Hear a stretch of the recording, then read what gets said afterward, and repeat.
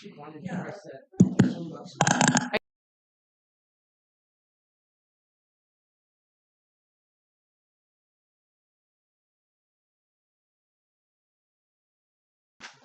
evening. Welcome to the thank you. Welcome to the first meeting of the Kaneohe County Board of Commissioners for December. Let's all please stand for the pledge. I pledge allegiance to the flag of the United States of America and to the republic for which it stands, one nation under God, indivisible, with liberty and justice for all. So tonight's meeting, for those of you who are watching or anybody who may show up or is already in the audience, tonight's meeting is really kind of threefold. We will conduct our normal county board meeting, county board business. Then we will go into recess for a while. We'll have a public hearing about a proposed cannabis ordinance.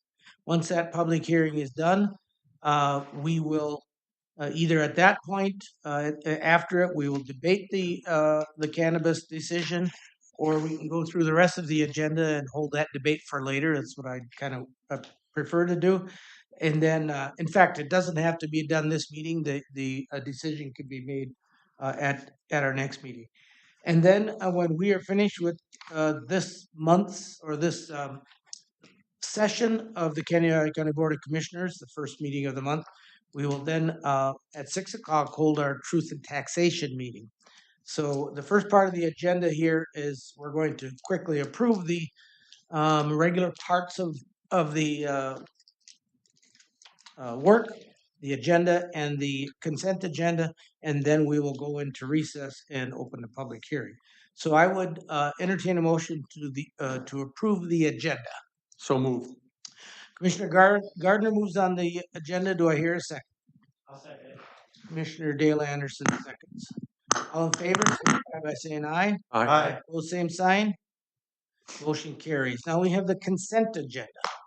Is there anything on the consent agenda you wish to know more about than what is there? The consent agenda items are the approval of the minutes from the last meeting, the November 19th meeting, the approval of the auditor's warrants and claims, the AIS task force appointment, Minnesota Department of Human Services Mobile Crisis Response Services contract for 2025-26, Minnesota Department of Human Services Adult Mental Health Initiative Community Support Contract for 2025 and 26, and the Minnesota Monitoring Incorporated 2025 Purchase of Services Contract. I would entertain a motion to approve the consent agenda. Mr. Chair, I move that we approve the consent agenda. Commissioner Dwayne Anderson moves on the consent agenda. Do I hear a second? Mr. Chair, I'll second the motion. Commissioner Berg seconds. All in favor, signify by saying aye. Aye. Pose same sign. Motion carries. We'll now adjourn or recess the regular meeting of the Kaneohe County Board of Commissioners to go into a public hearing regarding a cannabis ordinance. Just a little bit about the rules of engagement, if you will. You can make your way up there, Chris. The purpose of the public hearing is to hear about and give public comment regarding the proposed ordinance. I will do this if anybody wants to speak to the ordinance after it's presented. We ask you to come to the podium, state your name and your address, and when you speak directly to the board. You don't turn and talk to anybody in the audience. Do not address. I will allow 3 minutes per presenter, and I won't allow any yielding of your time to the same presenter. So if somebody wants to speak, they need to speak on their own behalf. And nobody can speak twice until everybody's had an opportunity to speak once. From the board's perspective, we're here to listen to the presentation. We're not here to debate with anybody who does show up to present, if that happens. We do have the right to ask clarifying questions of anybody, including any presenters. And once we close the meeting, we may debate whether or not we're going to pass the ordinance, or we may put off that decision until later time. So with that, we are ready to roll. Thank you. Chris Wenish, Environmental Health Specialist, Canway County Public Health. So today we have, we get comment from the public. We'll just do a quick review here of the ordinance. So this is an ordinance regulating the retail sale and use of cannabis and lower potency hemp edibles within the county. On November 5th, there was a work session with the board, and we reviewed the ordinance. And at that time, there was a couple of changes that the board wished to have in that ordinance. And so we went ahead and made those changes. The first change in there was in regards to setbacks. The board wished to have some setbacks with retail businesses and some locations. And so under 6.1G, we have a cannabis retail business is located less than 1,000 feet to the nearest property line of a school, or 500 feet of a daycare, residential treatment facility, or an attraction within a public park that is regularly used by minors, including a playground or athletic field. Another change that we made was in regards to age identification. We had a line in there that that required retail businesses to check the IDs of anyone under the age of 40. And so what we did is we removed that line. So now there's a requirement that age is verified for anybody that's purchasing these products. Can you tell us what is that in 7? Yeah, sorry, that's 7.3. And that was at the end of the paragraph. It just said that anyone under the age of 40 requires age verification. So we just removed that. And I think that's good for the businesses too. That it's a lot easier just to go ahead and ID everybody. And then the final change that we made in that ordinance was the request of the county attorney under section 12. We added a couple parts in there. So the first 12.2, use near minors. And this is something that other counties have in their ordinance also. No person shall vaporize or smoke cannabis flower, cannabis products, artificially derived cannabinoids, or hemp-derived consumer products in any location where the smoke, aerosol, or vapor will be held by a minor. And then the last change that we made would be under 12.4. The Canway County Attorney's Office shall be the prosecuting authority for violations under this section. Otherwise, the rest of the ordinance is as it was during that work session. So I think at this time, if you wish, we could take public comment. And then once that is done, I do have some comments from another establishment in town that contacted us. They didn't think they'd be able to be here tonight. So I can share that with you after we take the rest of the public comments. Can you redirect me, please, Chris, to the section on the number of licenses? Yes, that would be, I think it's under section 6.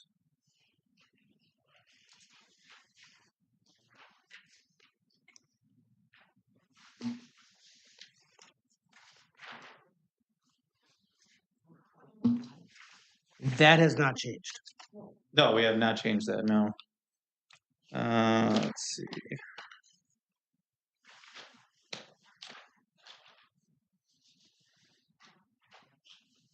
4.11. So it is 4.1. So I have that. 4.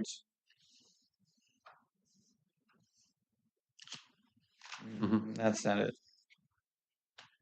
4.11. Right. Last item. Oh, 4.11. 4.11? Yep. Thank you. All right. Is there anyone in the audience that wishes to speak about the proposed ordinance?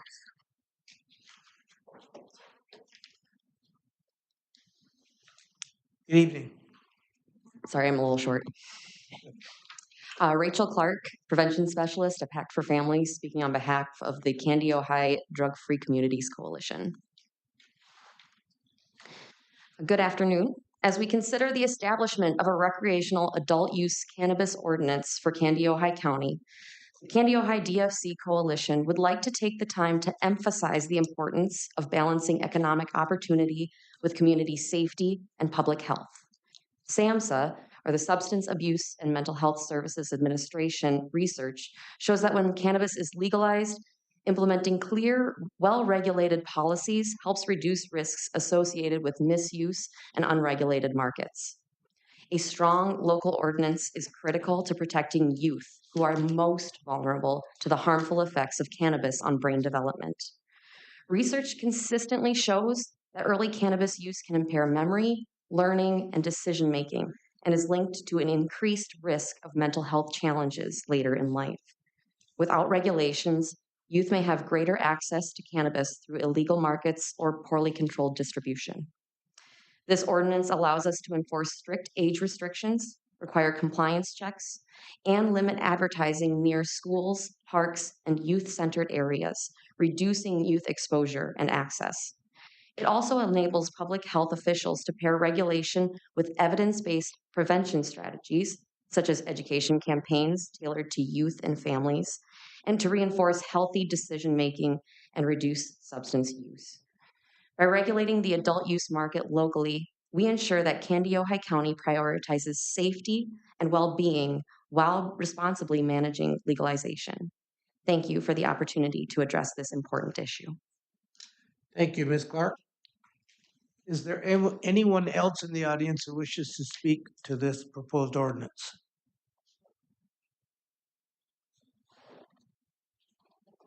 Is there anyone else who wishes to speak to this proposed ordinance?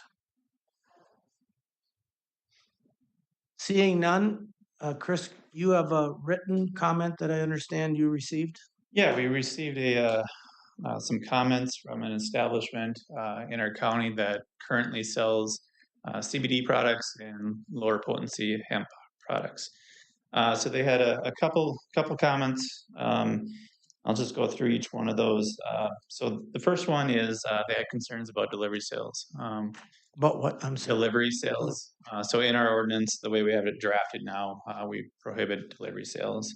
Currently, they do have online sales for delivery for CBD and lower potency hemp products. So, you know, thinking it through and stuff, what we would recommend, our department would recommend, is amending the draft that we have now to allow for CBD products to be sold through delivery, and then also medical cannabis products and medical cannabinoid products. And so the reason for that is the CBD products they're products that are not psychoactive. So in other words, they're not gonna you're not gonna get a high from them. People use these CBD products, they're oils typically and stuff. They'll use them for maybe joint pain, sometimes anxiety, sometimes a sleep aid. And so we feel, you know, the point of this delivery, the delivery sale prohibition would be to kind of keep these products like the cannabis that you can get high from out of the hands of minors, people underage. CBD, I don't see that as being a product that underage people are looking to get, you know, to get that high and stuff. They're more used for, like I said, aids for pain and stuff like that. So we would, and then also the medical cannabis. So these medical products, they need to be sold. The state has different business categories, and one of them is a medical cannabis category where they're selling the medical cannabis. And so we were thinking of people that may not be able to get out of their homes for whatever reason, possibly because of a physical ailment or something like that, and they may have using these medical cannabis products. This would allow them to have these products delivered to them. And so what our suggestion would be for under section 7.1, 7.1D, we would recommend that we change the reading. So the reading would be, by means of delivery sales, all sales of approved products must be conducted in person in a registered retail establishment in over-the-counter sales transactions. This does not prohibit the following, and then we would have subsection A, delivery sales of CBD products which do not contain THC. And then subsection B would be delivery of medical cannabinoid and medical cannabis products by medical cannabis retailers and medical cannabis combination businesses. So we would still have, you would not be able to deliver products except for those two types of products. The other item, Okay. Yeah, you want me to go through these, or do you want to? why yeah, don't would we you like- ask the questions now Okay. while they're on our mind, fresh on Yeah, our minds? Okay. Thank you, Mr. Chair. Just to follow up on that, then, you've had opportunities to look at other examples of ordinances, other places. Have they addressed that issue the same way that you're suggesting? No, none as I think ours is. This suggestion would be unique. I mean, most of them are either all or nothing. So I think this is a better solution. I mean, it helps out the people that need it if they need that cannabis, the medical cannabis, and then also all these people are already selling CBD online. And like I said, I mean, it doesn't create a high. So we're trying to be reasonable, I guess. So And Mr. Follow up. Please. And so it does meet the legal criteria that we can have that authority to allow those mail sales Yes. according to statutes. On that point, I suppose it's, in researching and examining the issue, I've been spending a lot of time with public health law center model ordinance for county retailers. I think it's important, well, the line from that document is, it's important to note that local regulation of retail sale of cannabis and lower potency hemp edibles is untested in municipal courts. While law is clear about some areas of local regulation that are permitted and not permitted, there's ambiguity in law. And that's true. And this is one ordinance, it's a little different, is that the idea that there will be changes that probably come in as the state kind of gets on it and goes through their rulemaking. But within that document, under delivery sales prohibition, they put that under a provision that strictly conforms to state laws, the total prohibition. And they have an interesting line here that says, however, cities and counties may, and that's in italics, have the authority to prohibit delivery sales within their jurisdiction as an effective means of curtailing underage access to the approved product. And that seems to, from what I've heard in the work session and other meetings, to focus on protecting youth as a rationale. the next item that these Commissioner Gardner has a question. Go ahead. Commissioner Gardner, sorry. because I have a question to you. All right. Thank you, Mr. Chair. Chris, thank you for addressing this. That same party had reached out to me and we had had a discussion about this. It's a reasonably solid part of their business, dealing with the CBD products, the non-psychoactive. That piece of it, I think, is not controversial at all. Just to be clear, we're also allowing the already established medical cannabis retailers and combination businesses to do delivery services to their customers who already hold cards from the state of Minnesota saying that they are allowed to get these products. Correct. Yep. Okay. And that kind of addresses the point that I had when we first proposed, or when cannabis first came legal and we realized that we had to address this. It was really about cannabis, not low potency hemp. So should we not even be mentioning low potency hemp or medical marijuana, because low potency hemp is already being marketed and in whatever ways have been acceptable, and medical marijuana has a different set of statutes, I believe, or regulations that guide it. What if we just took out low potency hemp and medical marijuana? We can't do that because we're required to register these like the lower potency hemp. We're going to have to register them now. They were not registered by us before. The state was doing it, but now as they're changing and they're coming up their new licensing program, we'll be registering those just like we do with the cannabis. So we don't really have much of a choice. So I was of Registration. the understanding that the registry would be at the state level for cannabis. They're licensed, cannabis and lower potency hemp will be licensed by the state, and then the local agencies are required to register. So there's a licensure and then a registration. So we, And also, we will have to do compliance checks on both. and so we don't currently register medical marijuana establishments or cannabis? We don't register any of them. No. Oh, that's a good reason then. Yeah. So, to be clear, you're suggesting that we don't restrict online sales or But we don't. we'll let you wordsmith that before we debate it, but But I have it. there's more than one way. I mean, I just read it. I can read it again exactly of how I think it should be worded. So it'd be by means of delivery sales, all sales of approved products must be conducted in person in a registered retail establishment in over-the-counter sales transactions. This does not prohibit the following. So these are the two that Is that in here? no. This is What section are you reading from? That might be helpful. it's going to be 7.1D. So this is not how it's in yours. This is what we're recommending to amend it to. So 7.1D by means of delivery sales. So the two that we will not prohibit would be the following: delivery sales of CBD products which do not contain THC. And then the next one would be delivery of medical cannabinoid and medical cannabis products by medical cannabis retailers and medical cannabis combination businesses. So all other delivery sales would not be allowed except for those two categories, CBD and medical.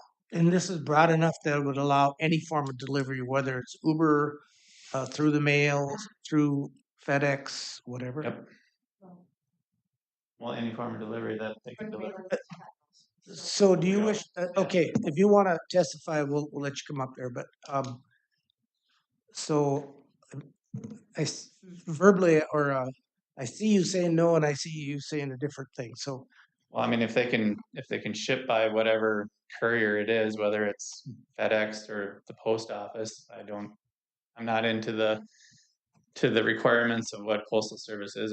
We don't regulate that. So I mean, whatever service that they're allowed to ship something by law, I mean, We're not going to restrict it. Okay. Mr. Chair. Commissioner Bird. Thank you, Mr. Chair. My only concern about this, I'm thankful for the clarification. I think I'm understanding what you're saying. On the other hand, this, for the public hearing point of view, this was published as information and it was not available. And so the public wouldn't have a chance to respond to that. But since there's apparently nobody here from the public about all the other issues, it's probably not a big point, but I am a little bit concerned about that. Well, I think It wasn't what brought forward. to keep in mind is it's actually being responsive to a public comment that was suggested. Oh, This came from Good someone point. who good point. Thank sent you. in something saying they had these critiques, and upon examination, thought this change needed to be made from what was said. All right, so Thank you very much for the clarification. unless there's any other questions about 7.7 or just number 7, you had another. yes. So they also had another comment about And what section will we be going in here? 7.7, section 7.7, on-site consumption.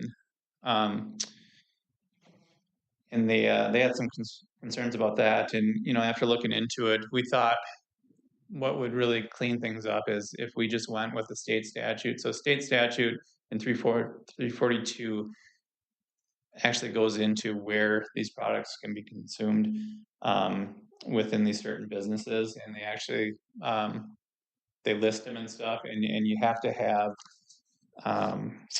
what do they call it? It's like a permit to actually consume, on-site consumption endorsement from the state.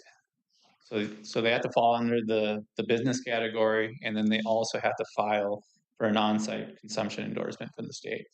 And so we thought, let's just remove that whole section, and we'll just go by the state statute, and that just that cleans it up, so. And then That's 7.7, so 7.7 will get struck. exactly, Okay. correct. The next item that they brought up. Oh, I'm sorry. Was there a question? I thought Steve. I'm sorry. Just looking for a clarification. So we strike 7.7, we're not replacing it with any specific reference then to that pertinent state statute? No. Okay. And the number below it would just be renumbered. 7.8 would become 7.7, 7.9 becomes 7.8. Section 10, responsibility. This was what this section talks about is that retail establishments, that they're responsible for the action of their employees. So when their employees sell to the public or offer the public maybe free samples, stuff like that, that the establishment owner is the one that's ultimately responsible. And this is something that we took from the Public Health Law Center's model ordinance. We took this word for word. And this is something we feel that we're not willing to really change. And if County Attorney Baker wants to say anything else about that. Yeah, it's word for word from the model ordinance, and it's basically about vicarious liability. And of course, there's a whole set of case law and other things that would govern to what degree a business is liable for the acts of its employees.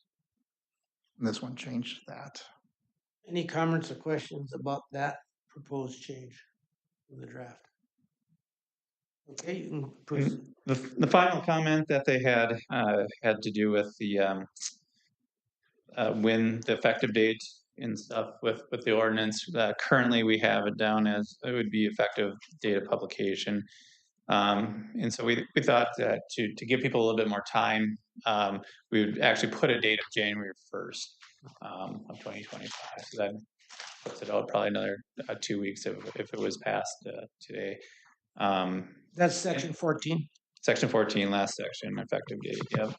And so we would just put the effective date of January 1st, 2025 on there. Any comments regarding that? And so, I mean, those were the comments that we received. And so, I mean, we took a good look at those, and we wanted to make sure that what we had in this ordinance was reasonable. And so we did make some changes that hopefully will help out establishments similar to those. Do you guys have any questions or comments? I have a question about, have we heard from other local units of government? Within our county?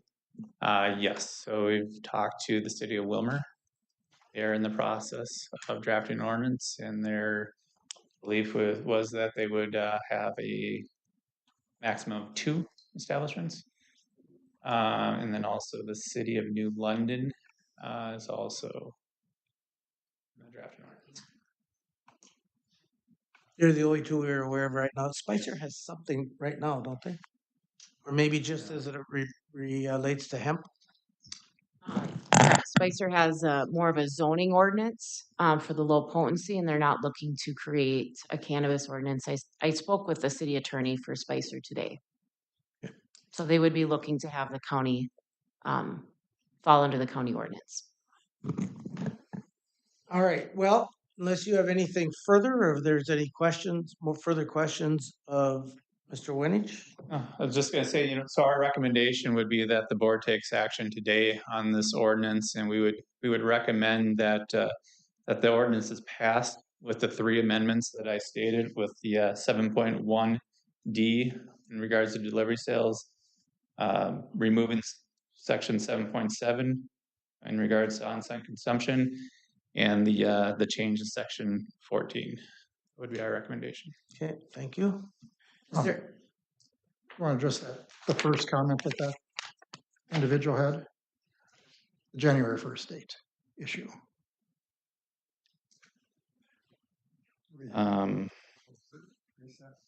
That was the section 14.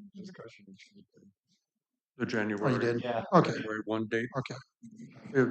You're recommending that we move it to January 1. Yes, the date that would go into effect. So yes, Thank you. that would, yeah. So are there any other comments from the public? Any other comments from the public? Then we will close the public hearing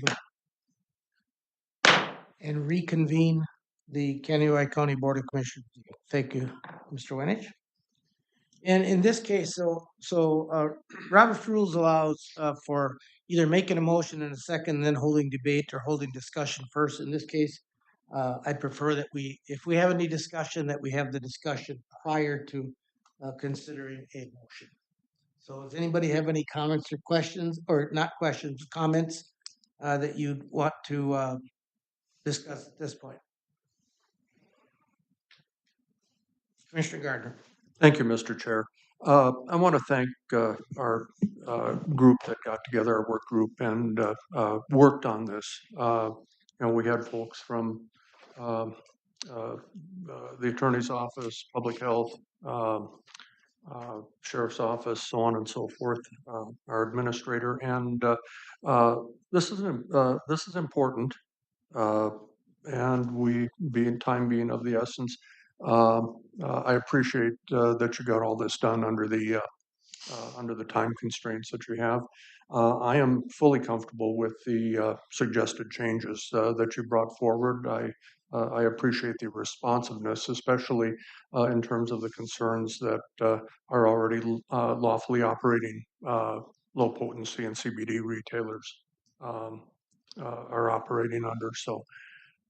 So I will be supporting, and hopefully we take the recommended action this evening, and so that anybody affected by this will have that extra time that you talked about to get ready for the ordinance implementation on January 1.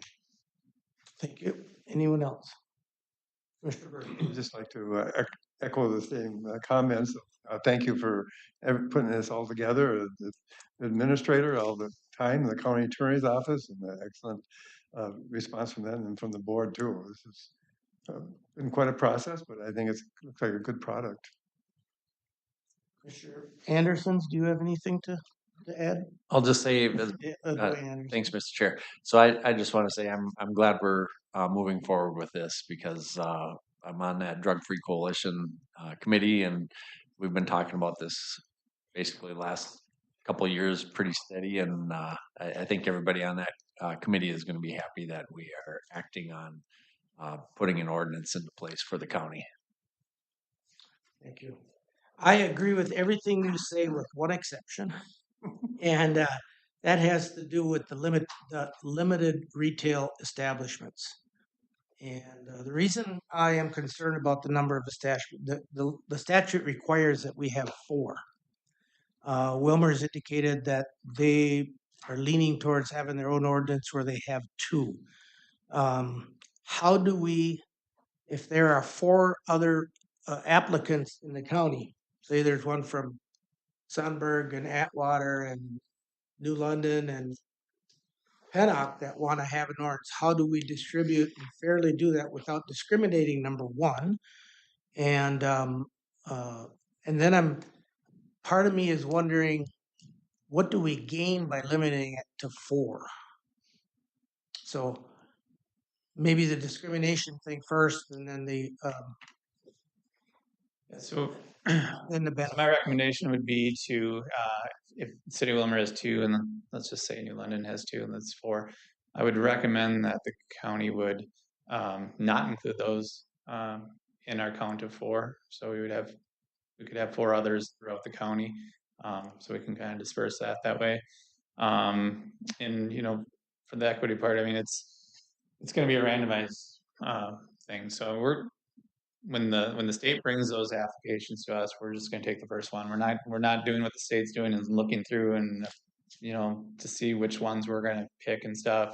They come to us. If we have a slot, they get the slot. So it won't be a lottery. It'll just be first come, first serve. First come, first serve. And I didn't really see this in here, that if another ordinance, because last time, part of the discussion was that we might consider that if Wilmer's ordinance says there are 4, we could say that's the 4 the county is required to allow. We could if we wanted to do it that way, but I would, like I said, I would not count those. That way we can, because I think I'm in agreement with Some- that, Chris. some commissioners might want it fully open, as many as we can, others want it down, so I think it's a compromise. If our limit's 4, let's just not include those towns, and you can get a couple extra. But perhaps it should be spelled out a little bit in here. Because as you read this, it's 4. Well, it does, Mr. Gardner, do you have something you want to add?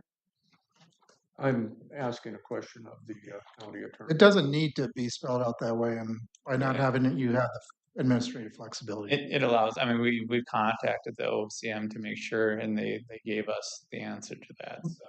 But I guess my question is, if the public is reading this ordinance and they see that New London's got 2 and Wilmer's got set ours at 4, would they reasonably think that the limit for the county has been met?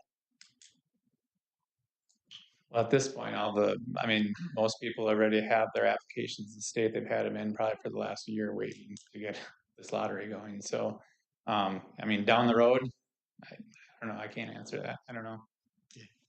So, and again, I agree with 100% of this. I just, for clarity purposes, is there any harm in spelling out that it does not include what any ordinance covered, whatever any city puts in their ordinance, it doesn't include the counties for? Go ahead, Administrator Baker. I think we did discuss this when we met this morning, where we were coming in it. We want this ordinance to be very straightforward and easy to understand. And so the cities that don't have an ordinance, they fall under the county.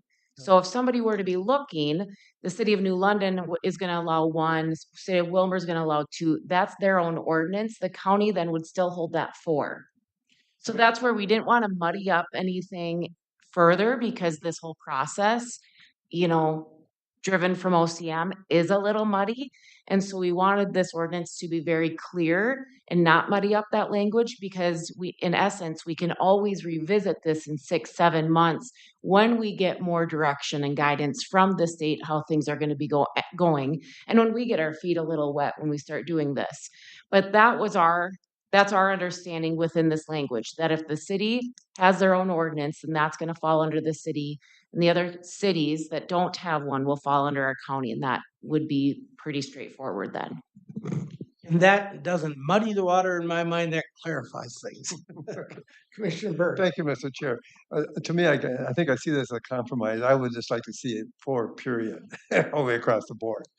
But I will support the county would do 4 with these other cities moving forward. So as long as we communicate, even if it's not in the statute, that if whatever ordinances the cities adopt, there are still 4 available until they get consumed, if you will, by the county. Yeah. All right. Any other questions of clarification or? Then I would entertain a motion on the proposed cannabis ordinance as proposed by staff, along with the changes that we heard verbally. We don't have them in front of us, but I think everybody's clear of the changes that they proposed. And I entertain a motion to adopt this ordinance. Oh, I did close the hearing, didn't I? Yes. Yeah, you did. Dwayne has- Somebody, Dwayne? No, I don't have a question. I'd make a motion, but I think Steve wanted to first. Of course. Commissioner Gardner.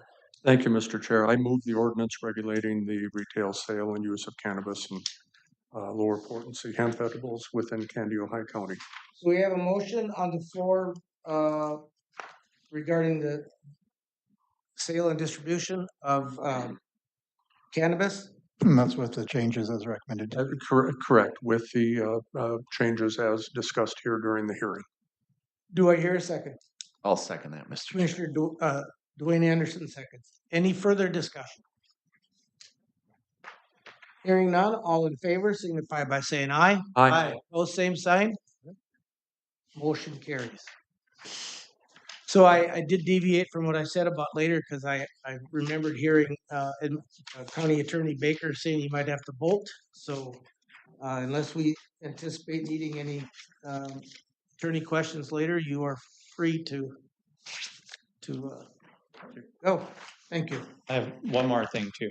Okay. The fees are not in the ordinance, so those should have been in your packet. The fees, we had those in the last couple of packets that we had for board. So we do need you to approve the registration fee schedule as seen in your board packet. Also move the recommendation of staff. And they haven't changed. They have not changed. I'll second that, Mr. Chair. Could I ask you to state those fees in your motion? Here they are. That's the one. I'm sorry. Page 64 of the packet. Yeah. Would you like me to read them? Yeah, please. All right. So for cannabis microbusiness, initial registration fee $0, renewal registration fee $1,000. Cannabis meso business $500 initial registration fee, $1,000 renewal. Cannabis retailer $500 initial, $1,000 renewal. Cannabis delivery service $250 initial, $500 renewal. Cannabis event organizer $375 initial. There is no fee for renewal. Lower potency hemp edible retailer $125 for initial. Renewal will be $125. Medical cannabis combination business $500 initial registration fee, $1,000 renewal fee. Thank you. So there is a motion on the floor and a second, but I have some questions, but I'll let someone else, if they have questions, ask for it. So we just approved a change in the ordinance, which we passed, about delivery service. How do we regulate the delivery service? Like if it gets delivered in the US mail, if that's allowed, who pays that? Well, if you're talking about the delivery service fee, those are for establishments that are within our county that have a delivery business. So that means that they could be delivering anywhere across the state. So as long as they're making a sale outside of over the counter, anything other than over the counter, then they would have to pay a fee in order to. Yeah, and the state has specific. This is a business category. Cannabis delivery service is a specific business type that the state has in statute. So if they apply for that, the state's gonna send us that application, and it's gonna clearly state that they're a delivery service business. Is that true of all these business types, that they are all statute? Yes, these are all in statute. All right. Yep. That's helpful. So now we have a motion on the floor and a second to adopt the initial and renewal registration fees as proposed by staff. Any further discussion or debate? Hearing none, all in favor signify by saying aye. Aye. Opposed, same sign. Motion carries. And is there anything other than those two that we need to act on, Chris? No, that's it. Thank you. All right. Well, thank you and everybody else for all your hard work, and have a nice evening. Thank you. Want to stick around for truth and taxation? No.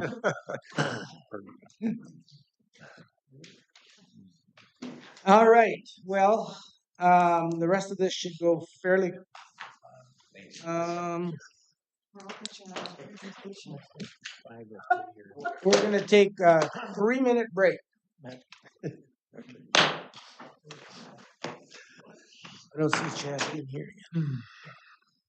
I did that for a minute.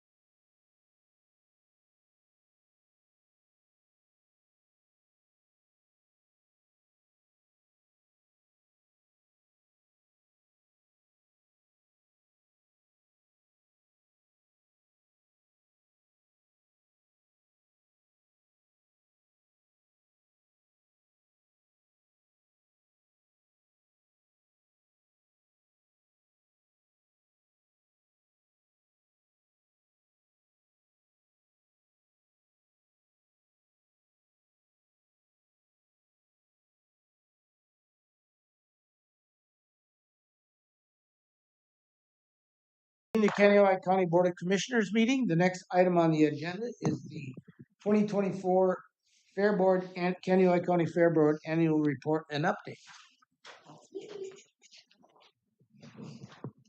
Chad made me come, just so you're all aware. So I'm very nervous. I have some notes that I'll go through. I'm Katie Thompson. I'm the secretary of the Kaneohe County Fair Board Association.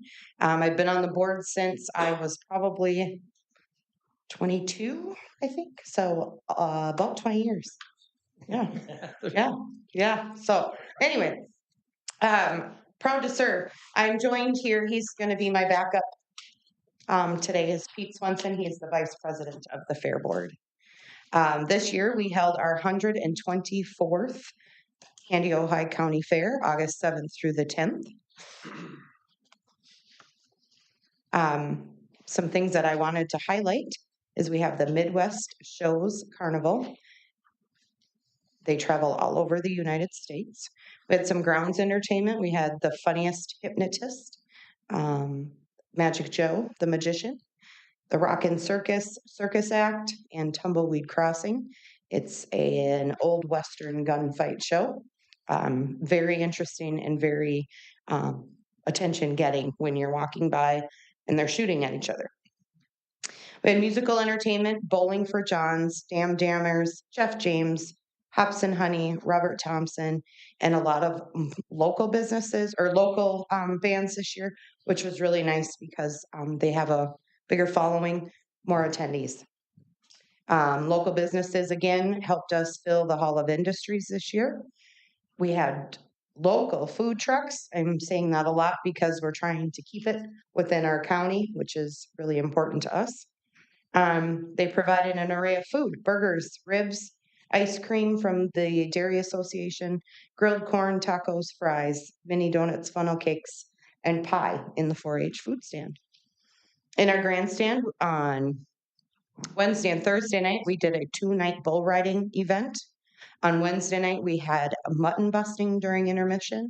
And on Thursday night, we did a barrel racing event, which was very, very well received. It featured a lot of our 4-H barrel racers, so it was local, again, riders. And then on Friday night, we had our antique truck and tractor pull. And Saturday night, we had the NTPA, or the United Minnesota Pullers, and those are those big tractors, big, noisy, smoky tractors.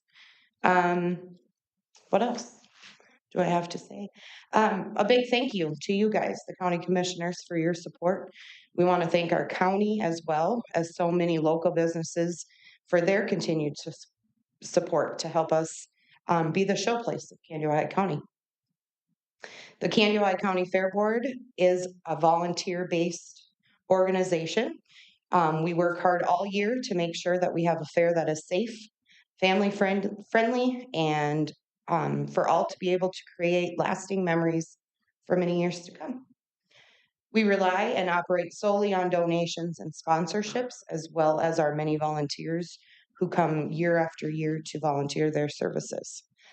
This year, we're going to continue to look at our naming sponsors to help us to improve the grounds. As many of you know, we have just completed our east entrance, which is phase 1 of our projects. The tarred roadway, the multiple handicap spots, and the retaining wall that was designed and maintained by the University of Minnesota Master Gardeners with help with that is the County 4-H Youth and Families. A grant from the Soil and Water Conservation District for the 2 holding ponds that will limit the runoff into Foot Lake. Very proud of that. And then, so just lots of things going on, even in our off season. Is there anything that you want to ask of me? I came very prepared. Commissioner Bertle. Thank you, Mr. Chair. I just want to thank you and the whole process, looking through your minutes and all the donations and sponsorship. This is definitely a community Kaneohe County. Yes, it is. Yep. Coming together, putting something like this on, and it's been going on for so many years. Yes. Yep. It's getting better. Yeah, it is. I've heard feedback from other counties say, I wish our or it could be like like Candy Eye Yes, County. yeah, it's a beautiful place. It's a beautiful setup. And And fortunately, in between those 100-degree weeks, we get the nice one. So the weather has always been really Not every favorable. No, there's been a couple where it's been a little steamy, but not 110 degrees. Wow. So we're going to be thankful for that. Just some numbers, if you don't mind me throwing them at you. In our exhibits, and this is through FFA, 4-H, and our open class, we had over 4,000 exhibits this year. And that is anywhere from baking, horticulture, floriculture, agriculture, photography, crafts, animals, all of it. Yes, from rabbits to alpacas. So, yeah. Anything? Yeah. Commissioner Dwayne Anderson. I just have a comment. So brought my family there like we do just about every year, and we only had one day to be there, but Yeah. my kids really enjoyed Tumbleweed Crossing. They Yes. watched it at least twice. Yes, So. yeah, that is a good one. It's a favorite. We're still trying for this year to find a grounds act that's comparable to that, but they're so fun. Yeah, those guys do an amazing job. It will be our 125th year, so we will be doing a little bit over the top for celebrating that. Yeah, and again, we truly appreciate every donation and sponsorship to help us. Commissioner Gardner. Thank you, Mr. Chair. Thank you so much, you and the board and everybody who works that fair. Your phase one improvements have just been spectacular.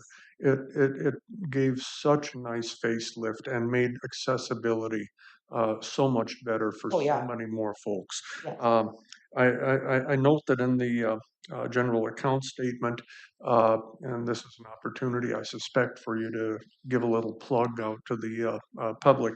After expenses, you've had $15,000 withdrawal to the Wilmer Area Yes. Community Foundation, and I assume that's an agency fund that Yep. you guys have. And then if anyone is interested in supporting the fund, say through a legacy gift or Yes. something Yep. like that, they can do that. Yes, yep. The Welmer Area Community Foundation is here in Welmer, and they're just kind of like a holding pond, I would say. I didn't prepare for this one, but they hold your money, and it's kind of just your little slush fund that can grow. It just helps you so you have something more to fall back on.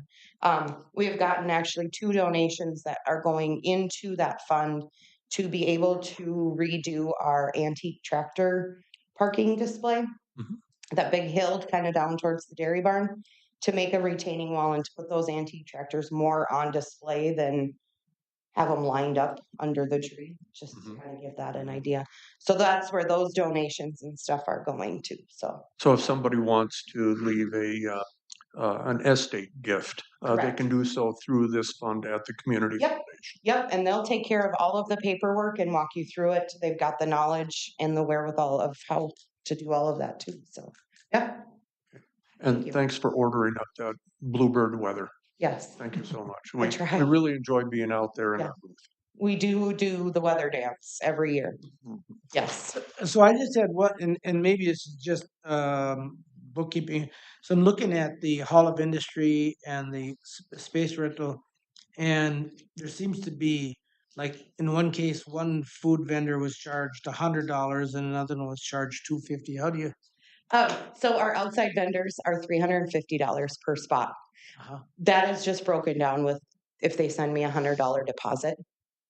So they might be in here twice. They might be, or 3 times, yeah. Because some people just send me their $50 deposit before, I think it's May 1st is when we ask to have it. So we kind of have an idea of who's coming, and then we can reach out further if we need to get some different vendors. Yeah. And the Hall of Industry is $250. There again, they can send that $50 prior Because to. I see the Board of Commissioners is in there once at 200 and once at 50. Yep. Yep. That was probably one of the last pages I did because I knew it balanced. So I didn't go through and get it all jiving, but Well enough alone, right? yeah, exactly. Yeah, don't touch it. All right. Any other questions or comments? Well, thank you for that report. You're welcome. Thank you for your time and your Good luck and- donations. in the future, in your 125th anniversary. Yes, and those dates are August 6th through the 9th. We're early this year. So thank you very much for your time. Thank you. Happy holidays. Yes, you too. All right. Next up is memorandum of understanding for deputies and correctional officers. Any more? Good evening. My name is Connie Mort. I'm the Human Resources Director at Candy, Ojai County.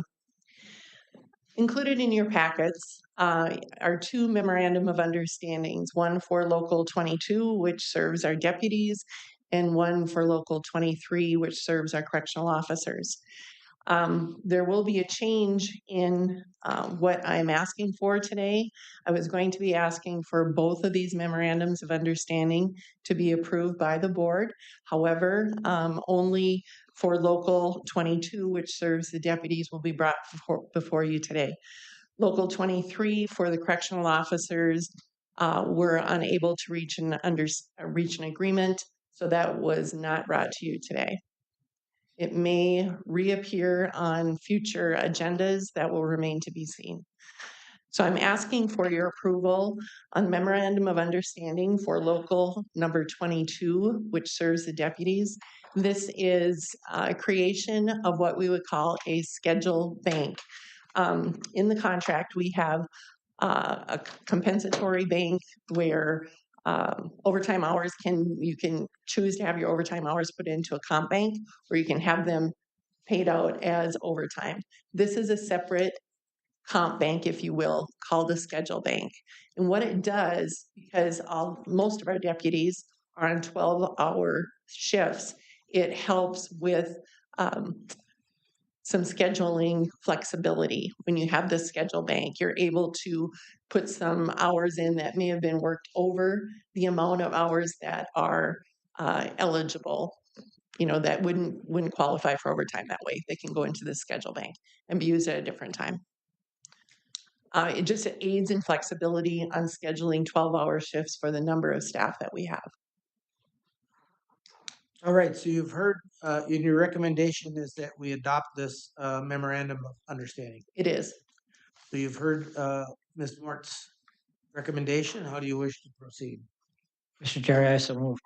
Commissioner Dale Anderson moves on the memorandum of understanding between law enforcement and labor services local 222 in Kennewick County. Do I hear a second? Mr. Chair, I'll second that. Commissioner Berg seconds. Any comments or questions? Just a quick, I think it was a question. It's really, there's not an economic or fiscal concern with this whole thing. It's a matter of flexibility and really going to help out the sheriff's department, I would assume. That is correct. Yes. All right, other questions or comments? Hearing none, all in favor signify by saying aye. Aye. Both same sign.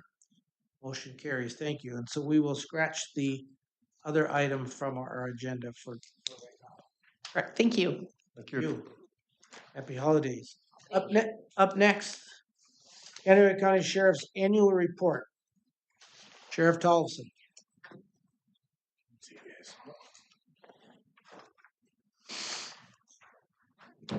Good evening. Eric Tolleson, Kennewick County Sheriff. Mr. Chairperson, members of the board, Ms. Baker. Mr. Baker's gone. Just give you probably just a glimpse of what we've been doing over across the street over the past year. Well, 11 months, I guess. We're getting ahead of myself here. It was suggested that I try and keep things on a positive note. So, but that's kind of what we're all about, right? So, and which it isn't hard to do with my staff. I've come over here today right after the conclusion of our biannual DOC inspection of our jail. So we're at a biannual status because we actually go without any sort of deficiencies. And I was just told that zero deficiencies again. I'm going to tell you too, also my voice is a little fleeting. I've been dealing with something that I brought back from training in DC. So, so if I trail off, forgive me. But anyway, the inspection that we just had, zero deficiencies, which is a testament to the staff over there. The inspector was very impressed with the well-being checks and the timeliness of those. And when you have a inmate population like we do, it's and as busy as they get, it's pretty impressive. So. Other things to note in the jail over the past year, we hired 4 correctional officers. And we just closed on taking applications to hire 4 more, which we'll be doing. And I'm happy to report we had over 20 applicants. So there was a time when we'd look at 20 and think, well, that's not very good. But in this day and age, we're very, very happy with that pool. So hopefully we'll be going through those interviewing in the upcoming weeks here.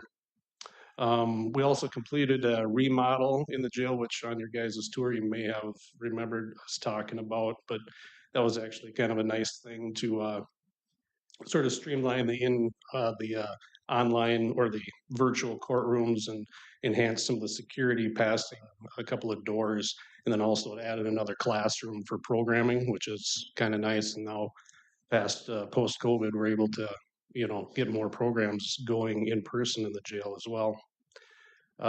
Another thing that we're going to be implementing here within, I don't know if it'll get going before the end of the year, but we'll be installing 9 Xander Cardian. They're a contactless remote patient monitoring system. It sounds like a lot, but actually it is. They're pretty cool. It's a system that came on the heels of COVID in the medical industry, and it allows for the detection of movement, of just simply a person being present in the cell, and then also it monitors a resting heart rate and respiration rate.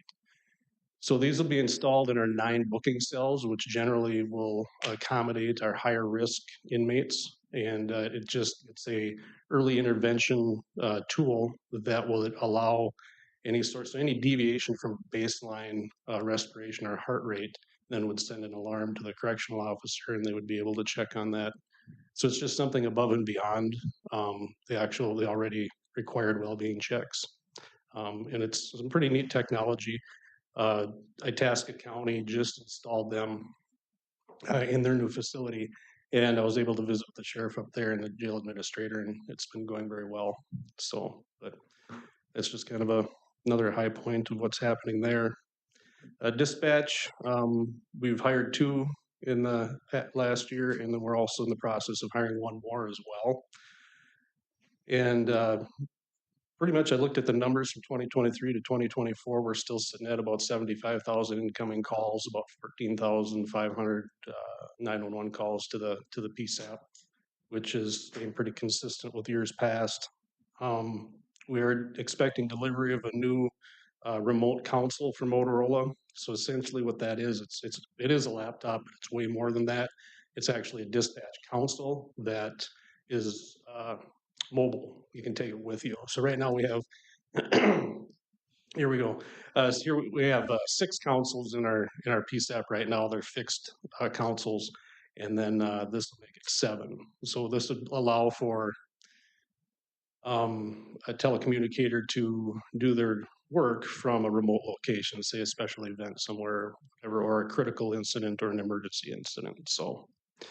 Can I interrupt you for just a second? I don't Sure. want Commissioner Berger to lose his train of thought. Yes. You're trying to send a question here. I can sympathize. Is it okay to interrupt you as you go along? Yeah.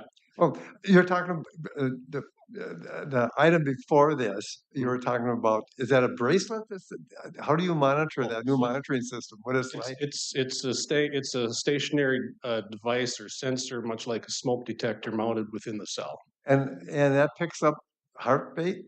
So it's micro vibrations. It's radar. Really? Wow. It's pretty impressive stuff. Yeah. Sounds very valuable to have on hand. It is. Yeah. And that's why we opted for it doesn't work in a multi, if you have 2 individuals double bunked. I mean, that's just it's not going to work there. You can't just take the average of the heart rate. Yeah. Well, thank you for the update on that. Oh, certainly.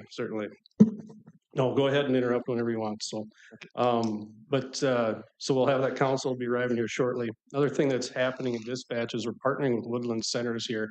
Dr. Chose received some, I think, a grant to allow for the start, and I say a start of a co-responder kind of model. So we're going to be beginning with one mental health professional actually physically being in the dispatch center to see how that goes. We're pretty optimistic. I mean, these models are pretty common in larger agencies, especially in the metro area where they have social workers and/or mental health professionals embedded right in their dispatch in order to assist with the mental health calls that come in, which again, I'll report a little bit later on an increase again from last year. We just steadily see an increase of mental health related type calls. Our hope is the discussions we've had and the planning of this have been very, very optimistic. You can't really, since we're not Anoka County or not Swift. I mean, it's we're this, so we have to find what works best for us. So it's a move in the right direction. So we're pretty excited about that. So that'll start off at 8 hours a week, and then we'll grow that from there. Commissioner Berg. Just a comment. Woodland Center is pretty excited about pursuing this too. Yeah, no, they are. It's going to be a steep learning curve, we understand. It started with some ride-alongs with our staff, with the deputies, and it sort of blossomed from there. I mean, it's something that it's always been in the back of my mind. I mean, I've been intending on doing something like this for some time, but it just seems to have fallen together. So, sounds like a good mix. Yeah, I'm excited about that. And from all of the reports that we have heard from law enforcement before and since you're the sheriff, of all the issues that bring people to jail, mental health and drugs seem to be a couple of the leading causes for why people are in your facility. So certainly is, yes. I think and if we can, the right direction. Yeah, and the intent then is to, I think, just get the services are there, but then if at that time of the initial call, because unfortunately people aren't really using 988 like we had anticipated that they would. They're still calling 911, and we're just, and that those calls have increased. But, no, and also too, another side note to that is you have someone there. So after like a critical incident, that you have something really bad that happens, and you're in there and dispatch, they're affected as well. I mean, and actually sometimes more so because they're not able to do anything because they're stuck there. To have that person there to help them decompress right at the time too has been beneficial. So there's that. On the patrol side of things, again, very close to last year, about 11,000 calls for service, 3,300 traffic stops. K9 Maverick started this spring. Obviously, you guys were in here, and when he showed up for a meeting, doing well. He had a good find of a gal here not too long ago, which turned out to be really good. Did exactly what he was supposed to, and it was an impressive track. So that's a good thing. That's why we have him. We've hired 2 deputies and we're in the process of hiring 1 more. We created an additional. It's not an additional FTE, but it's a different position within our existing FTEs of an administrative sergeant. So Sergeant Nick Ardoff just started in those duties here recently, and he's going to be his schedule is pretty much a straight day administrative sergeant. Basically, he's going to take a lot of things that really busy up Chief Deputy Bauman's plate. He's going to be in charge of community engagement. He directly supervises court security and also the SRO program up at Newland and Spicer. He'll also then be cross-trained because ultimately coming around the bend here, SROs are going to have specific training for that job. So not every deputy is going to be able to do that. So he'll be trained in that area as well. He's also going to head up the search and rescue program with our volunteers. The CERT program that we're joining with Wilmer with their community emergency response team, and the list is continuing to grow. So we'll keep him busy, that's for sure. Drug task force, briefly, and meeting with the commander, seeing a drastic drop in the fentanyl pills that they're finding, and it's being replaced by powder, which tends to be a little bit more concerning. It's just the risk of exposure. But the numbers have completely flip-flopped from last year. Really no reason, speculation on that. The vast majority of those products are being delivered directly from China via mail or other delivery services, or funneled through Mexico and then mailed up. But it's surprising a lot of that stuff comes through the mail. And the meth is still in the lead as far as possession and use and sale crimes. So it's on par to be, excuse me, it's on par to be a little bit more than last year, which was, I think, Sheriff, does the meth tend to be produced locally, or is that shipped into? no knowledge of any locally produced. It's way more economical for it to be produced in other countries and brought here. Yeah, I don't remember the last time that we had a mobile or a local lab, or even someone that was trying to do it. So it's been a while. Yeah, we haven't heard of any for. Oh, it was a thing. I know. Back in probably the early 2000s for sure. Where they were trying to get anhydrous and all those things. But I think local regulation and the precursors has really contributed to that, and then also just it's so readily available from outside sources. So one other thing to note that if you guys got to see our robot that we had purchased from iCore Technologies out at the fair. So we had named him Raymond because we received a grant from BNSF after the Raymond derailment. So we just thought that was appropriate. Anyway, so he was deployed, or it was deployed down in SWAT call out way up in Yellow Medicine County. And the other reason I bring this up is because it's exactly why this piece of technology was purchased. It takes the human equation out of a very, very high risk situation. We had a barricaded suspect down there, was armed, and had already used a weapon on law enforcement. Raymond he's able to open doors, he's able to navigate stairs, he can talk. Well, the operator speaks through him or through it, and we were able to, the operator was able to clear close to 90% of that residence with Raymond, and also with drone technology. We've got some of these high-tech young folks now that are pretty good at that stuff, and believe it or not, they can take a drone with virtual reality goggles on and search rooms within a residence. So unfortunately, the team still got shot at. Luckily, no one on our team was hit, but it was pretty impressive stuff. So anyway, any questions? No, I just want to say you get all the cool toys. Yeah. And then Mel, Yeah. this year he finally got hydraulic cylinders attached to his plow, so he could lift them up. Those are and way down. bigger. So, congratulations and thanks for the report. All right. Happy holidays. Yep. Same to you. Oh, you're still up, Oh yeah, that's right. or you're up again. Eric Tollefson, Canada County Sheriff. Okay. Bringing before you requires board action. Us and the 3rd District Sheriff's Association agreed to increase our boarding rates that we charge other counties from $75 to $85. So this is the 16. This pertains to the 16 of us in the 3rd District at least. So I just ask for your approval or it takes board action for us to increase that fee.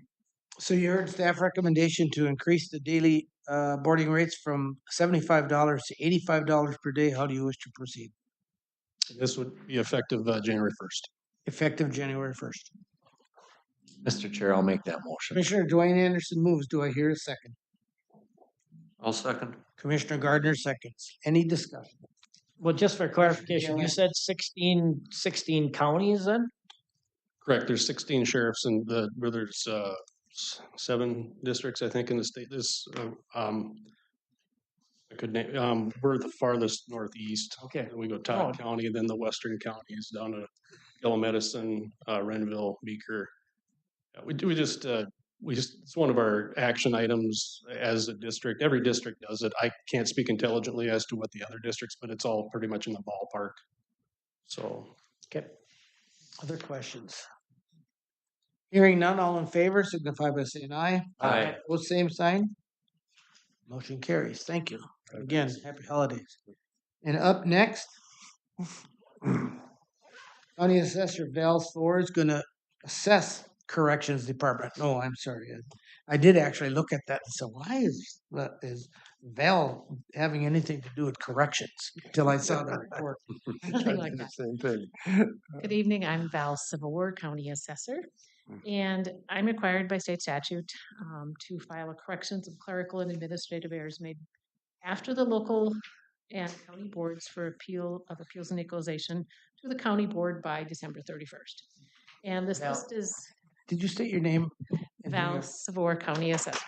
And we were told earlier this year when this new equipment went in that you got to speak pretty directly into the mic for people to hear you. So thank you. Okay, so I have a report. It's pretty insignificant as far as changes we did make. There was 2 corrections in our assessment, and these happened very late in 23, but prior to the boards. So technically, they still have to come before the board because we did not make these changes. It was after my presentation in December of last year. So there was a split replat that some value wasn't deleted, and that was a correction of $381,200.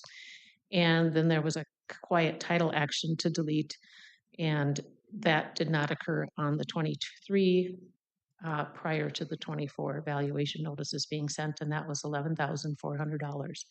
The rest of the list is strictly exempt to taxable or taxable to exempt. Technically, those are not corrections or errors, but we do track them just for the sake of, if my abstract's showing some numbers that don't line up, I can go back and say, oh, this was exactly it. It went from taxable to exempt or exempt to taxable. So those are not required for your approval, but I do need approval for the first two on your list, and I'm asking for an action on this report. So the assessor is asking for, can we do the report generally, or do we Yes. need to highlight the 2 items that are required? You can just do a one correction, or just an approval of the corrections. So the assessor is asking, staff is asking for us to approve the report as presented. Mr. Chair, I so move. Mr. Berg moves. Do I hear a second? I'll second, Mr. Chair. Commissioner Dwayne Anderson seconds. Any questions or comments? So as people responsible for paying the bills next year, let's see if we can balance the red with the black. Thank you for your report and happy holidays. Thank you, you too. We need to vote. Oh, I'm sorry. All in favor of the motion? Yeah, we had a motion in a second. All in favor of the motion? You need to know who did. Who made the? Yep, I made the motion. Okay, nice. All in favor signify by saying aye. Aye. All same sign? Yep. Motion carries. Thank you. All right, the final payment for 2024 seal coating. Mr. Chair, members of the board, Mel Odens, Public Works Director for Candioi County. In front of you, you have the seal coat final payment request. Just as a reminder, this is the part of the maintenance contract that we do every year. We do both crack filling and seal coating.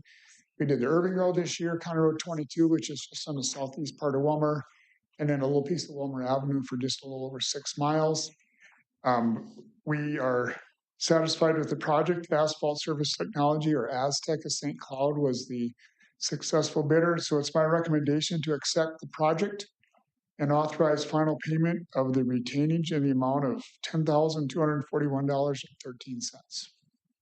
You have heard recommendation from staff regarding the final payment of the seal coat.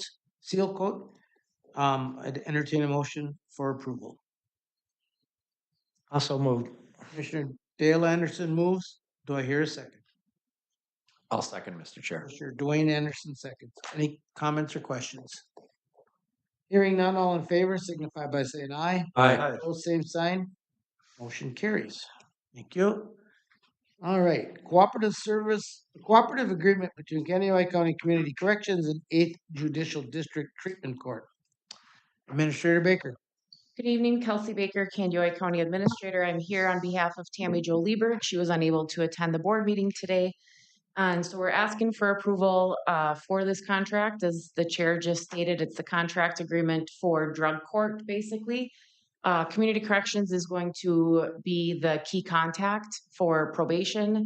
And so you can see there's payments, terms of payment within the contract, what we will receive for doing drug court work.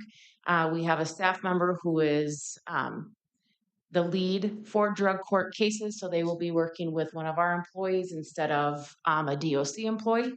And so Tammy Jo has worked that out with the judicial system and the court system. And so today we would be asking for approval on the agreement. You've heard recommendations for the agreement between the Kansas County Community Corrections and 8th Judicial District Treatment Court. I'd entertain a motion for approval.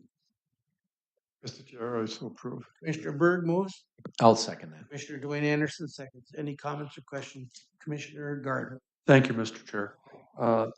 Kelsey, so I see that this actually just runs until the end of June next year.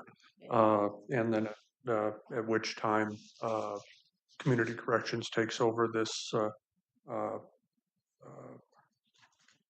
100% of the officer's salary and fringe at that time.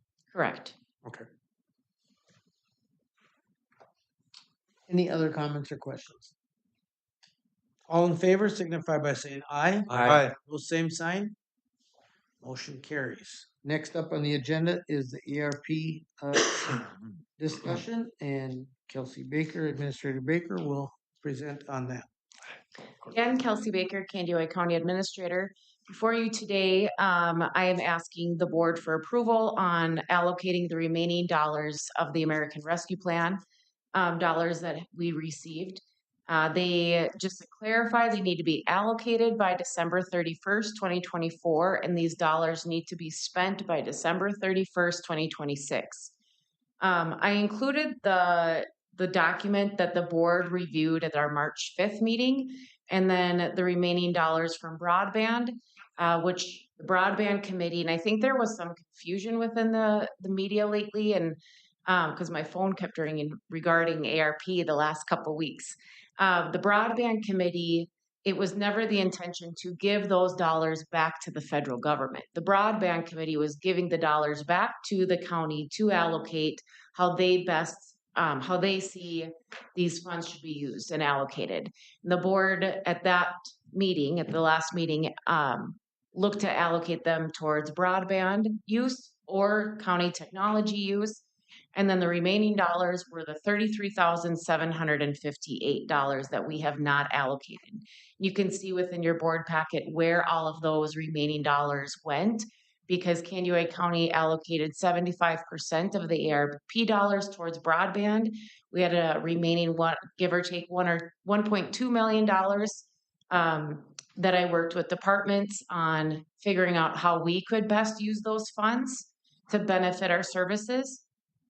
And so the remaining dollars that would be allocated is the $296,286.44. And I would be recommending that these dollars go towards county projects at the discretion of the administrator. With that being said, I did not include this in the board packet. I would like to work with the chair and the vice chair on how, if we were to do a program, a grant program, that we would administer these dollars towards any type of nonprofit or EMS service, things like that. I would like to work with the chair and the vice chair. I do also see that we have county technology needs as well, other county needs. It's not a huge dollar amount. And so I would like the board, I would be asking the board to approve that recommendation so that we have time to figure out how we could best use the remaining dollars. So your action that you're asking for is? To allocate the remaining $296,000, $286.44 towards county projects at the discretion of the administrator. So this is another one I think we should do discussion before we do a motion. That's kind of a lot of money, and I'd rather see the whole board involved in this process as opposed to, 2 members of the board. And the $33,758 I see Ms. Berg is in the audience, and there was a request, and there was an article in in the St. West Central Tribune this morning about the challenges that EMS is facing, even though they got $30 million last year distributed around the state. I am on a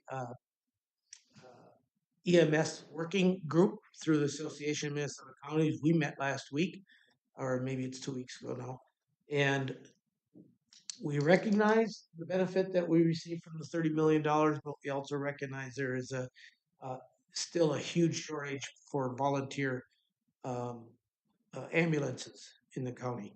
And I would really like to see those remaining dollars be put to use for our volunteer ambulances, not the corporate ambulances, because when they go to an accident and don't transport, they still get paid. And there's other issues involved. But I think that the volunteer, there's ambulances, and they're so important to our rural part of our county, particularly when you get into in the area of where Commissioner Dwayne Anderson lives, and you get into the area that Dale serves in the Northwest.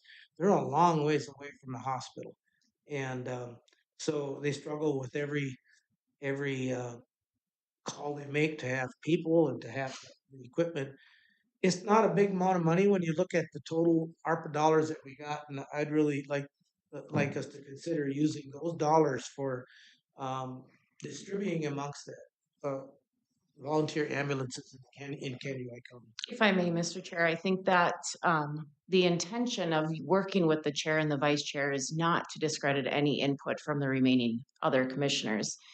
The intent was to figure out what these programs may look like, some of those details, see if we hear from other members of the board, see if we continue hearing from other community members so that we could work out those details behind the scene.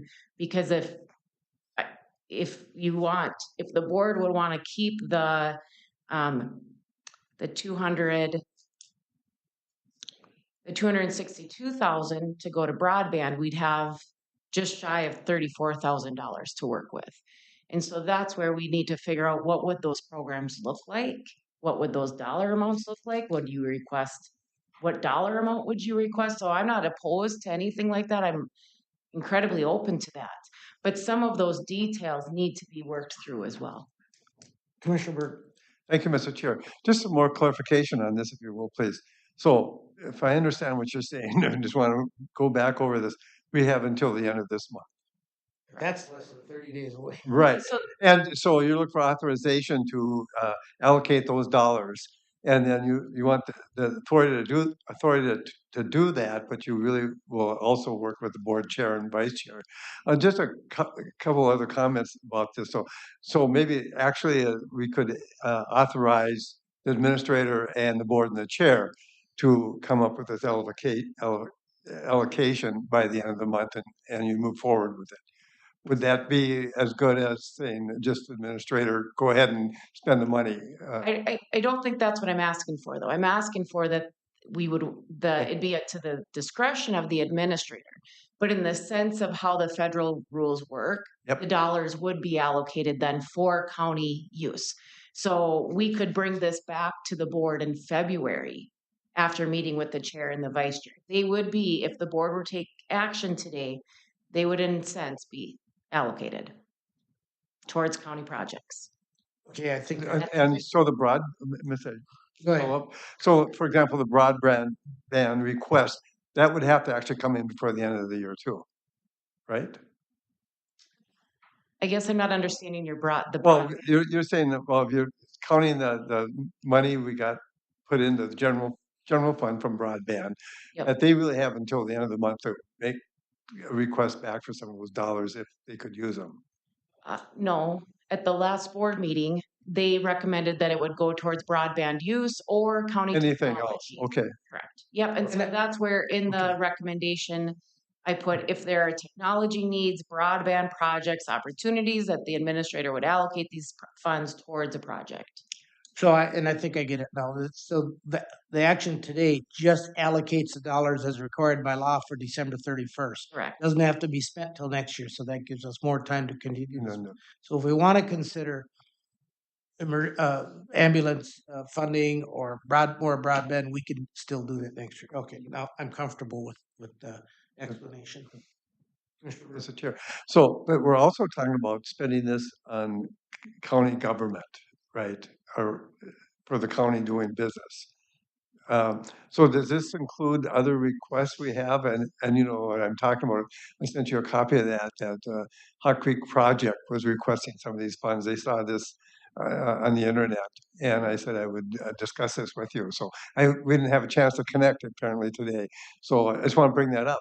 Would this be included in a project like that? I think depending on the preliminary discussions with the chair and the vice chair on where these dollars would be best used. I guess I would still prefer that this be a full board kind of a conversation because we might get requests from various parts of the county. And the vice chair and chair will change after the first of the year. You know, I just think that this is important enough that we have the whole board be involved in the conversation. Yeah. I mean, it could be as they come up, it could be a 20-minute conversation added to a board meeting, a 20-minute work session or something. But I do think it's important that the entire board have consideration in the remaining use of these funds. Commissioner Gardner. Commissioner Anderson. I guess I had the floor over here. I saw him. No, he was just pointing at me. Just pointing. Oh, I thought you were just. Commissioner Dale Anderson. Yeah. I think if there's, I understand what you're saying, Roger, but I think that it could be, I mean, I actually did it today. I went and told Kelsey about something that somebody had asked me about for this money. I think that's, to me, how we should do it. We should just let her know if there's any requests, and then chair and whoever does it can do it, and then it's brought before the board again before it's 100% decided. I would take it that's how it's going to be.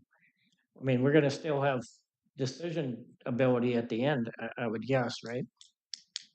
So, just, Commissioner Berg. thank you. So to be clear then, before the dollars are authorized, though, you'd bring it back to the full board. Is that what you're saying? That's what I would hope we would do. Oh, so, okay. So, because I'm thinking of other needs as well. You know, for example, Family Resource Center, for example. You know, some allocating some dollars towards something like that. But again, that involved the full board because they would probably want more information. Some of us have a lot more information and those kind of things as well. Right. And as you recall, when I brought this to the board in 2023, I'd asked for input. You kind of had directed I go back to the staff. And so that's how I came up with that list. I worked with the department heads, I worked with the departments and the staff. And that's how we came up with that remaining 1.2 million that the board took action on March 5th. So I'm hearing what Commissioner Dale Anderson said and what Commissioner Berg said and what I said. I'm hearing some real desire, I think, and this isn't a lot of money. Even the 200, when you add the two together, is not a lot of money when compared to what it started with. And there have been a lot of incredible allocations here for good things. I think there was stuff in public works and IT and everything. And you can argue that broadband was really a big community thing, but we haven't had very many opportunities for some of these small projects where we could check boxes like an ambulance donation or a Hot Creek or a what did Dale have today? What did you say you had? That was just a broadband ask. Oh, so I really think that this gives us an opportunity as commissioners to hear from our community. You know, these little kind of easy check the boxes. Well, they're not going to be easy, but small asks. Most of them will be. I keep thinking about congressionally directed spending and our opportunity to have our own little form of earmarks here with the remaining dollars. And I'd like to see the whole board involved rather than just have a committee. We could maybe meet at the end of the first quarter and then again at the end of the second quarter after we've perhaps allocated some. Commissioner Gardner. Thank you, Mr. Chair. I think I'm hearing both the conversation with the administrator and chair and vice chair as one piece of this, but ultimately it will come back and there will be a full board discussion. We will be talking with our constituents. I'm fully supportive of the direction that the administrator wants to take us on this. Nobody's going to get shut out of any discussion. We're going to have some, I would imagine, give and take. This gives us an opportunity to essentially park those funds until those specific decisions are made by this full board. And I don't think anybody's going to get lost in this discussion. Well, I think it might be easier than to split the question that we do the allocation today, and then the process of where they get allocated to becomes a different question. Yeah, I worry we're getting a little in the weeds. Yeah. I think your voices will all be heard. I've already talked with a few on what programs we could do. So I think, yes, today is the main point is that the board would take action on the remaining ARP dollars so that they are allocated so that they can be used with discretion on certain county projects. So the motion would be to authorize the county administrator to allocate these dollars so that they do not go back to, I hate to put it this way, but essentially so they don't go back to the federal government. Correct. So, Mr. Chair, I'll just make that motion. I'll make the motion that we place the remaining $296,286.44 towards county projects at the discretion of the administrator. Does that include, Administrator Baker, does that include the 33,758 or do we have It does include it.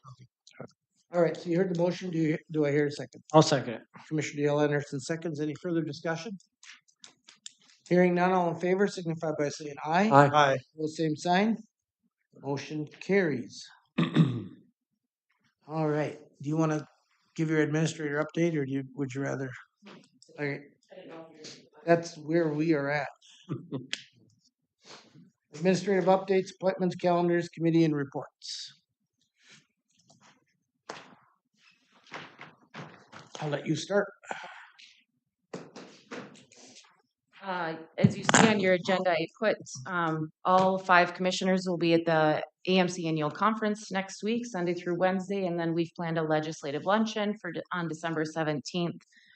All legislators will be in attendance and they're looking forward to it. That will be following the board meeting.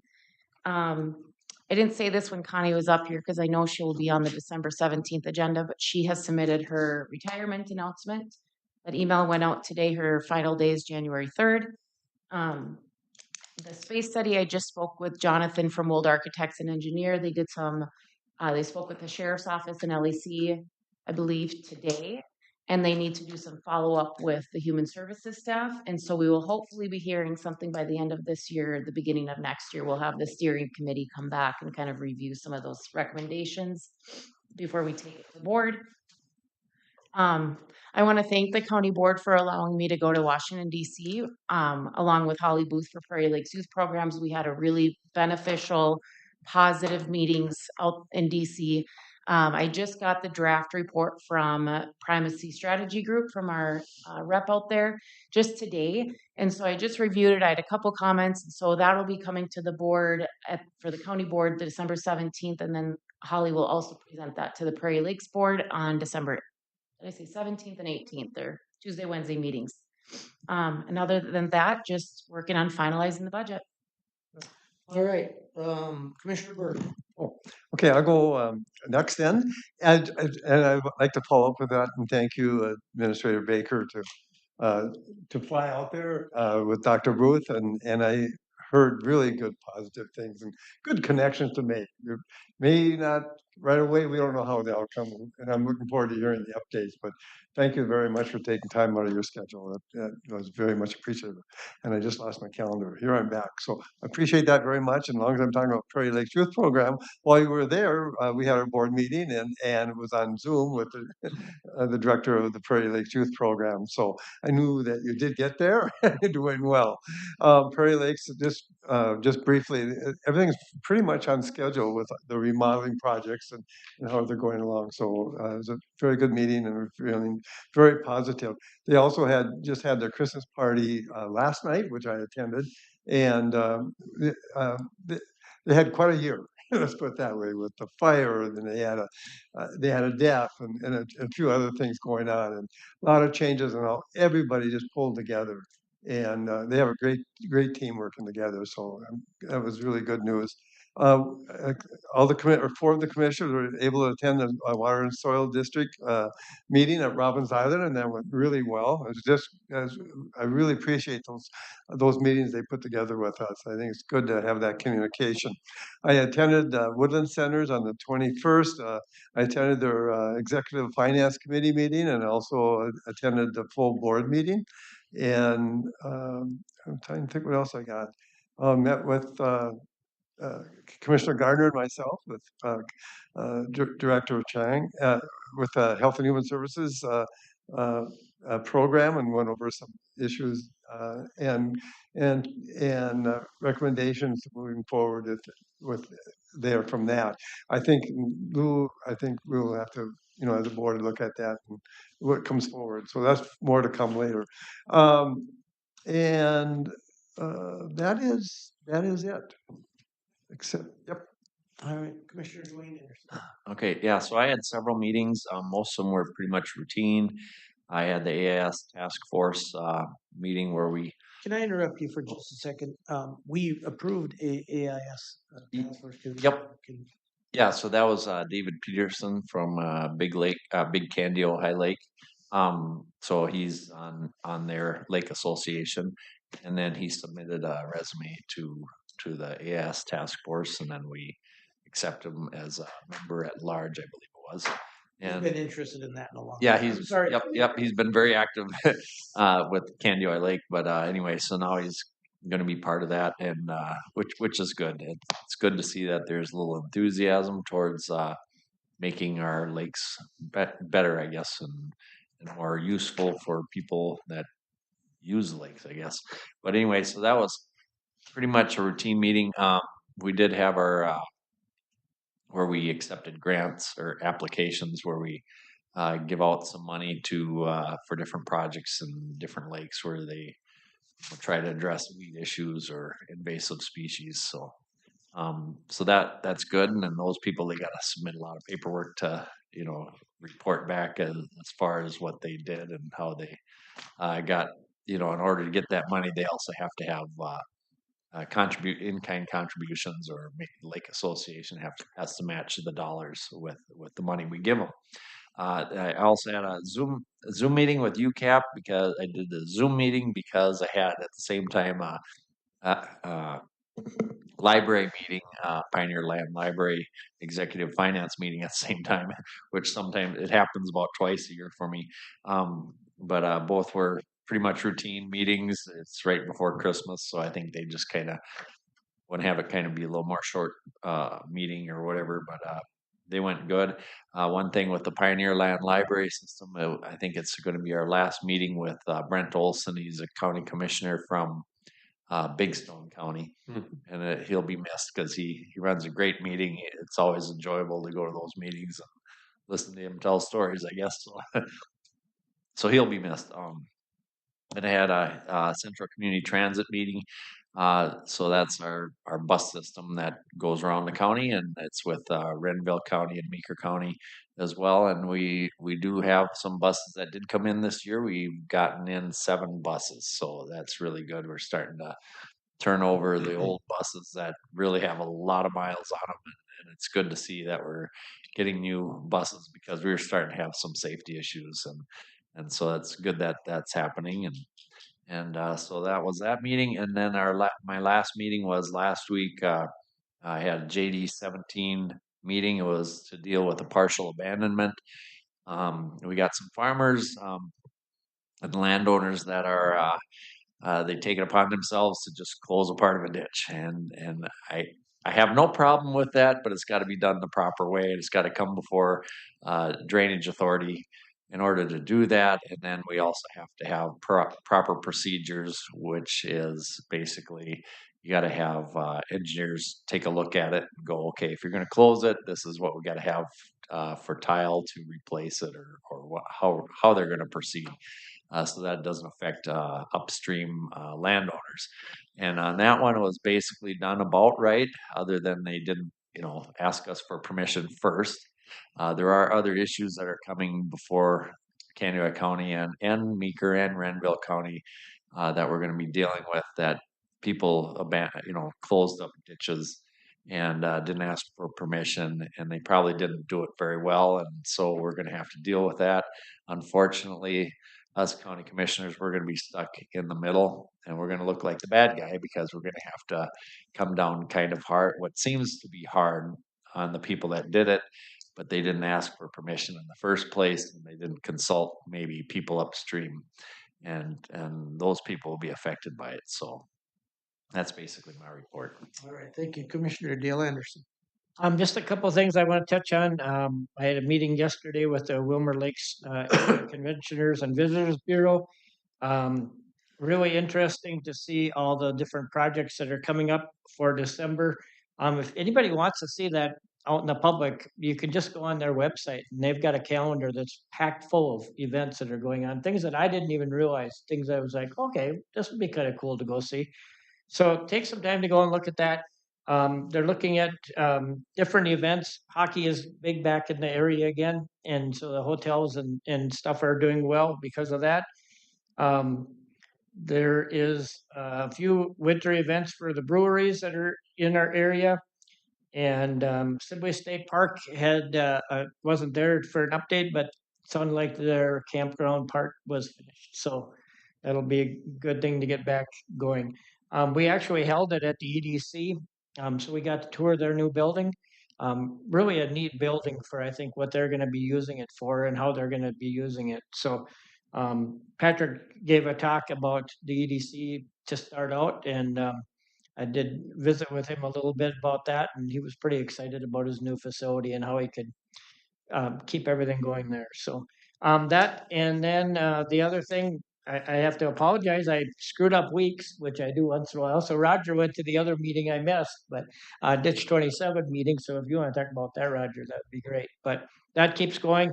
The other thing, I had a little email meeting with the Chippewa Watershed. They're still dealing with some legal issues on who's going to be overlooking those contracts and the money, on how they're going to have enough funds put in case they need to pay for something in a hurry. So we're still working on that, and it had a couple of Zoom meetings on that, but that's all I have. Thank you, Commissioner Gardner. Thank you, Mr. Chair. Mostly routine.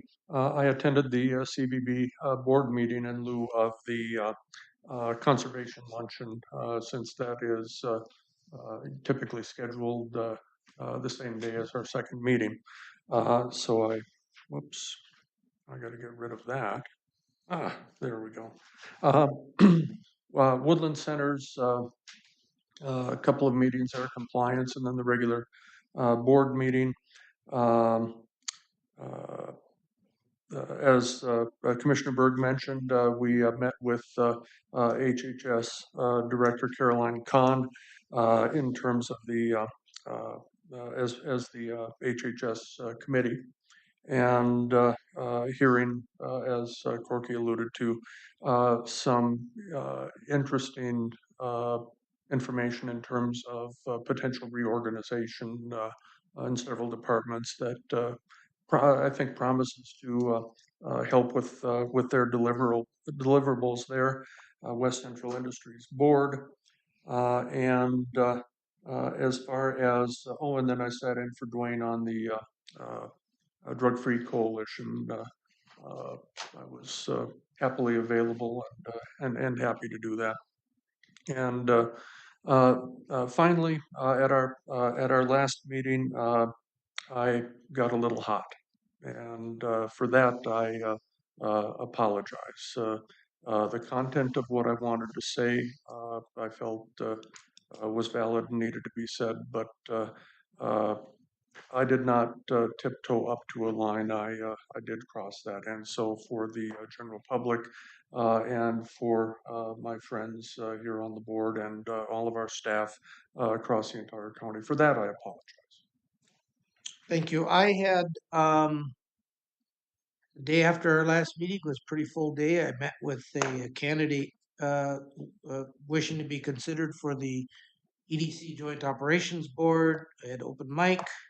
I went to the had an AMC EMS working group meeting, as I alluded to a little bit earlier, and then the meeting that Commissioner Dale Anderson talked about, the Norway Lake, Games Lake. I'll just call it initiative on trying to figure out how we might improve the water quality of that chain of lakes. It's not just Norway Games, but they're taking the lead on it, but it includes, several lakes, Middle, Henshin, Andrew, and Florida. So that was a pretty productive meeting. There was members there from U.S. Fish and Wildlife, Ducks Unlimited, two members of the Lake Association. Representative Baker was there. Who am I missing? Anyway, we've had two very productive meetings. A lot of work left to do, and it takes a lot of time to do it. And the fixes are not always they're not perfect. For example, some people think you put a impoundment up, back the water up, and it filters out the sediment that's going into the lake, and they use the analysis that it's a little like a wastebasket. You fill that wastebasket up, and as long as that wastebasket has some capacity, you're still doing good. But as soon as that wastebasket is full, the next article you put in there falls off, and the next article falls off, and that's what you get when the impoundment gets completed.